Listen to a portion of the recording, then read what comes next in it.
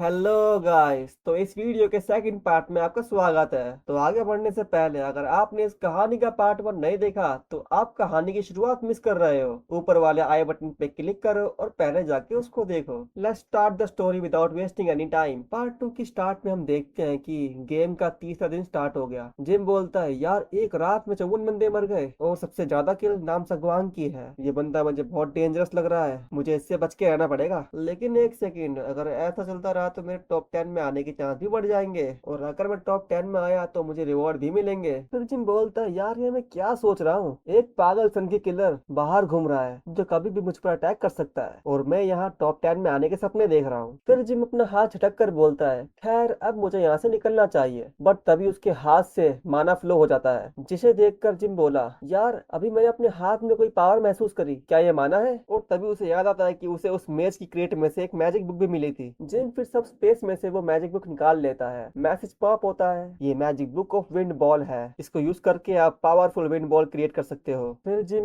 उस मैजिक को सीख लेता है और फिर मैजिक बुक की सारी स्पेल्स जिम के माइंड में आ जाती है। जिम मैजिक स्पेल बोलता है, एस्क्रो मैजिक विंड बॉल, और फिर उसके हाथ से 4 छोटे छोटे विंड बॉल निकलते हैं। जिम उसको देखकर ज्यादा खुश नहीं होता क्योंकि वो बहुत छोटे होते हैं। फिर वो उन मैजिक बॉल्स को अपने पीछे फेंक देता है, बट उन मैजिक बॉल की पावर से घर की पूरी दीवार गिर जाती है। और मैजिक बॉल की ये पावर देखकर जिन हैरान रह गया और बोला, यार ये तो छोटा पैकेट बड़ा धमाका है, लेकिन ये अचानक से मुझे इतनी थकावट क्यों महसूस हो रही है? मैजिक यूज करने की वजह से जिम का पूरा माना खत्म हो गया था, जिसके कारण उसको थकावट महसूस होने लगी। जैसे जैसे टाइम बीत रहा था, सेफ जोन का साइज भी तेजी से घट रहा था। जिम सोचता है, मैं सेफ जोन के किनारे पर ही रहकर लूट करता रहूंगा क्योंकि अब आधे से भी कम बंदे बचे हैं और मैं जोन के एज पर हूँ, तो उन बचे हुए प्लेयर से सामना होने का चांस भी बहुत कम है। लेकिन जिम को ये खबर नहीं थी कि कोई उसका पीछा कर रहा है। वो एक ओल्ड मैन है जो कि एक बड़े पेड़ पर खड़ा होकर जिम पर नजर रख रहा था और वो जिम को देखकर बोलता है, ये बंदा बहुत ही इंटरेस्टिंग लग रहा है। और फिर वो पेड़ से कूदकर जिम के पीछे निकल गया। आधा दिन निकल गया था। जिम मैप को देखकर आसपास के विलेज में पहुंच गया था, बट उस विलेज का नजारा देखकर जिनके तो होश ही उड़ गए। हर तरफ बस प्लेयर्स की डेथ क्रेट्स पड़ी हुई थी। पूरा गांव खून से रंगा हुआ था, जैसे वहां खून की बारिश हुई हो। बट सडनली जिम को किसी की प्रेजेंस महसूस होती है। Gym suddenly wind ball magic से उस डायरेक्शन पे अटैक कर देता है। उस अटैक से घर के गेट के टुकड़े टुकड़े हो जाते हैं। फिर जिम बोलता है, क्या मुझे वहम हुआ था? मुझे लगा उस गेट के पीछे कोई तो था।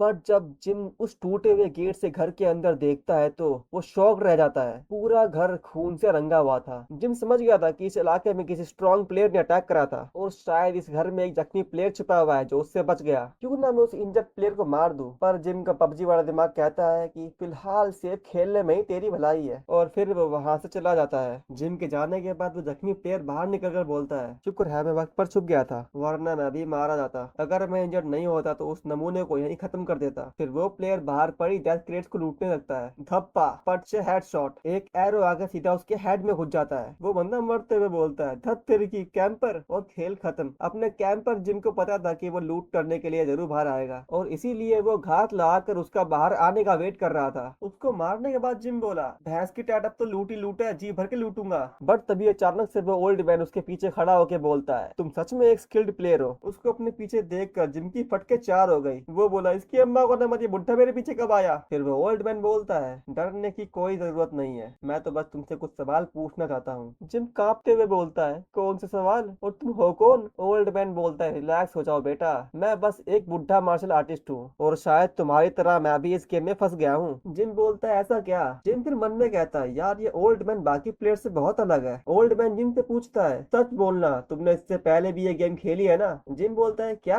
आप कहना क्या चाहते हो? ओल्ड मैन बोलता है, मेरी नजर तुम पे काफी टाइम से है और तुम इस गेम में बहुत जल्दी अडेप्ट हो गए। आई एम श्योर कि तुम्हें पता चल गया होगा कि ये रियल नहीं है। जिम हैरानी से सोच रहा था कि ये बुढ़ा मुझ पे कब से नजर रख रहा है और मुझे पता क्यों नहीं चला। फिर जिम जवाब देता है, ये मेरा फर्स्ट टाइम है, लेकिन इसके जैसी सिमिलर गेम मेरी दुनिया में भी है जो मैं अक्सर खेला करता था। ओल्ड मैन सरप्राइज होके बोला, इंटरेस्टिंग, इसके जैसी सिमिलर गेम? ओल्ड मैन फिर बोलता है, लगता है अंधेरा होने वाला है, क्या तुम मुझे उस गेम के बारे में बताओगे जो तुमने मेंशन करी थी? जिम बोलता है, क्या अभी यहाँ पर? मुझे लगता है कि इस जगह पर हमला होने के चांस बहुत ज्यादा है। ओल्ड मैन भी बोलता है, हाँ तुम ठीक ही कह रहे हो, और वैसे भी हमारी बातें बहुत लंबी होने वाली है, तो क्यों ना एक सेफ जगह पर चला जाए। जिम ओल्ड मैन से कहता है, बट ये मैं कैसे मान लूं कि आप मुझे मारोगे नहीं? फिर वो ओल्ड मैन जिम की गुत्ती पकड़ कर बोलता बोलता है, बेटा मारना ही होता तो मैंने कब का मार दिया होता। और फिर वो ओल्ड मैन जिम को लेके बहुत तेजी से पेड़ों पर छलांग मारते हुए भागने लगता है। वो इतनी तेज भाग रहा था कि जिम की डर के हमारे हालत खराब हो गई। फास्ट भागने की वजह से जिम के मुंह पे इतनी तेज हवा लग रही थी कि उसके पूरे दांत दिखने लग गए थे। सच में एनिमे और मानवा के ओल्ड मैन कैरेक्टर को कभी अंडर एस्टिमेट मत करो। दिखते हैं ओल्ड बट होते हैं ओवर पावर्ड, जैसे master Roshi, master Jiraiya, Isaac Netero, Whitebeard, Silver Fang और ब्लीच का यामामोटो। वैसे मेरा फेवरेट तो थर्की रोशी है, बट आप अपना फेवरेट एनिमे ओल्ड कैरेक्टर का नाम कमेंट में मेंशन जरूर करना। थोड़ी देर बाद वो दोनों एक सेफ जगह पहुंच जाते हैं। ओल्ड मैन जिम को एक बहुत बड़े पेड़ के ऊपर ले आता है। जिम की तो ऊंचाई देखकर ही फटी पड़ी थी और वो डर के मारे पेड़ को पकड़ के बैठ गया। जिम फिर उसे पबजी के बारे में बताता है। ओल्ड मैन बोलता है, अच्छा तो तुम एक वर्चुअल स्पेस में डॉल्स के साथ खेलते हो, बड़ी मैजिकल दुनिया है तुम्हारी। जिम बोलता है, यार अब मैं आपको कैसे समझाऊं, मेरी दुनिया एक हाईली एडवांस सिविलाइजेशन प्लेस है। ओल्ड मैन बोलता है, एडवांस सिविलाइजेशन, तभी तुम इस गेम में इतनी जल्दी एडजस्ट हो गए। जिम पूछता है, आप मेरा पीछा कब से कर रहे हो? ओल्ड मैन बोलता है, बेटा जब से तुम उतरे हो तब से मैं तुम्हारे साथ हूँ। मैं तो अगले 100 दिनों तक उन ऊंचे पहाड़ों की ठंडी हवाओं का मजा लेने वाला था, लेकिन तुम जो कर रहे थे उसने मेरी क्यूरियोसिटी बढ़ा दी। मैंने सिर्फ इसलिए तुमसे बात करने का फैसला किया क्योंकि मुझे ये जानना था कि हमें यहाँ क्यों लाया गया है। जिम बोलता है, यार ये तो मुझे भी नहीं पता। ओल्ड मैन बोलता है, पर क्या तुमने ये नहीं कहा था कि तुम्हारी दुनिया में भी एक ऐसी ही गेम है? जिम बोला, वो भी बस एक तरह का खेल ही था और सिर्फ मजा लेने के लिए खेला जाता था और उसमें लोग वाकई में नहीं मरते थे।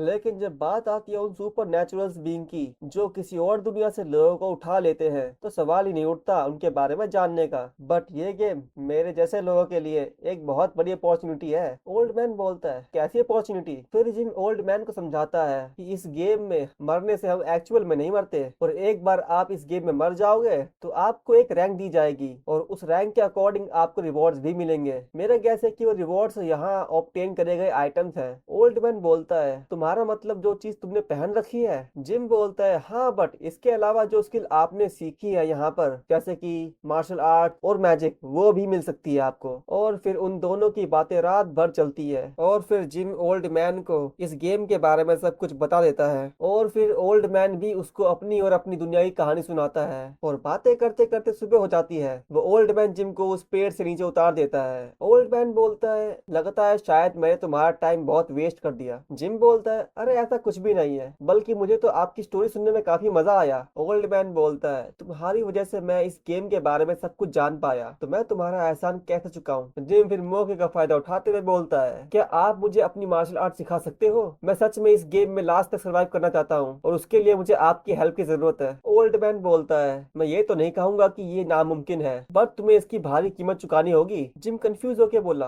आप कहना क्या चाहते हो? ओल्ड मैन बोलता है, इसमें तुम्हारी जान भी जा सकती है। फिर जिम ओल्ड मैन को याद दिलाते हुए बोलता है कि इस गेम में इंसान सच में नहीं मरता। ओल्ड मैन बोलता है, अरे ये तो मेरे दिमाग से निकल गया था, लगता है ये बुढ़ापा मेरे सर पर चढ़ गया है। फिर ओल्ड मैन कुछ सोचते हुए बोलता है, शायद वो मेथड काम कर जाए। जिम एक्साइट होके बोला, क्या सच में आपके पास मुझे स्ट्रॉन्ग बनाने का तरीका है? ओल्ड मैन बोलता है, हाँ एक तरीका तो है। जिम बोला, मुझे क्या करना होगा उसके लिए? ओल्ड मैन बोलता है, थम जा भाई, पहले ये देखते हैं कि तुम्हारे अंदर कितनी इनर एनर्जी है। फिर वो जिम के सर पर हाथ रखकर उसकी इनर एनर्जी चेक करने लगता है। ओल्ड मैन शॉक्ड होके बोला, ओ माय गॉड, तुम्हारी इनर एनर्जी तो मेरे घर के कुत्ते से भी कम है। जिम बोलता है, यार मैंने आपको बताया था ना कि मेरी दुनिया में मार्शल आर्ट्स और इनर एनर्जी ऐसी कोई चीज नहीं है। ओल्ड मैन बोलता है, ठीक है फिलहाल तो तुम लोटस पोजीशन में बैठ जाओ, अरे मतलब आलती पालती मार के बैठ जाओ। ओल्ड मैन जिम के सर पे हाथ रखकर बोलता है, इस प्रोसेस में तुम्हें बहुत दर्द होने वाला है और प्रोसेस के दौरान तुम हिल भी नहीं पाओगे। जिम बोला, तो फिर मैं उस दर्द से कैसे बचूं? ओल्ड मैन बोला, बर्दाश्त करो, अगर तुमसे नहीं हुआ तो तुम मर जाओगे। प्रोसेस स्टार्ट हो जाती है। जिम के सेंसेस इतने बढ़ गए थे कि उसको अब उसकी स्किन से टकराती हुई हवा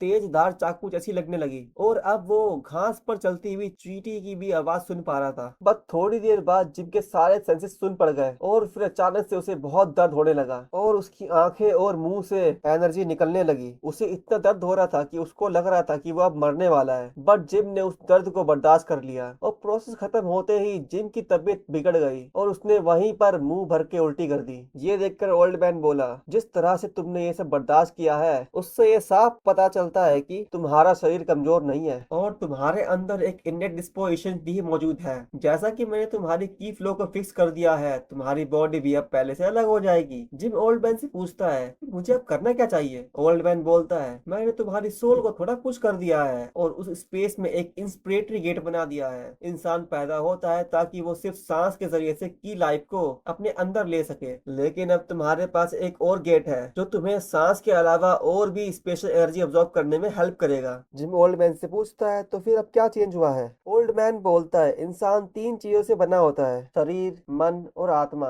और इन तीनों को एक साथ बांध कर रखती है लाइफ की। अब ये बताओ कि अगर कोई मर जाए तो उसकी लाइफ की का क्या होता है? जिम बोलता है, शायद वो खत्म हो जाती है। सही बोला ना? ओल्ड मैन बोलता है, घोचू गलत बोला, वो खत्म नहीं होती बल्कि बिखर जाती है और वो बिखरी हुई लाइफ की प्रकृति द्वारा एब्जॉर्ब कर ली जाती है और इसी से जीवन चक्र चलता रहता है। लेकिन कुछ लोग ऐसे भी होते हैं जो दूसरों को मार कर उनकी लाइफ की एब्जॉर्ब कर लेते हैं, बट इसके एक साइड इफेक्ट भी है, क्योंकि उन लोगों की बॉडी दूसरों की लाइफ की से भरी होती है तो वो एक अनस्टेबल स्टेट में रहते हैं और आखिर में उनका यिन और यान का बैलेंस टूट जाता है और या तो उनकी मार्शल आर्ट खत्म हो जाती है या वो खुद मर जाते हैं। जो माइंड टेक्निक मैंने तुम्हें दी है वो तुम्हें इन बिखरी हुई लाइफ को ऑब्जर्व करने की क्षमता देती है ताकि तुम अपनी इनर एनर्जी बढ़ा सको। जिन बोला, लेकिन इससे तो मैं उन लोगों की तरह मर सकता हूँ। ओल्ड मैन बोलता है, नहीं, तुम थोड़े अलग हो, क्योंकि उन लोगों ने अपनी वीन्स को तोड़कर इंस्पिरेटरी गेट बनाया था, लेकिन मैंने इसमें तुम्हारी आत्मा का इस्तेमाल किया है और तुम्हारे पास पहले से कोई इनर एनर्जी नहीं थी, तुम बिल्कुल एक खाली पन्ने के जैसे थे, इसलिए मैंने तुम्हारी वीन्स में थोड़ा बदलाव किया ताकि तुम लाइफ की को एक संतुलन के साथ अब्जॉर्ब कर सको। वैसे क्या तुम अब समझे मैंने तुम्हें ये माइंड टेक्निक क्यों दी जो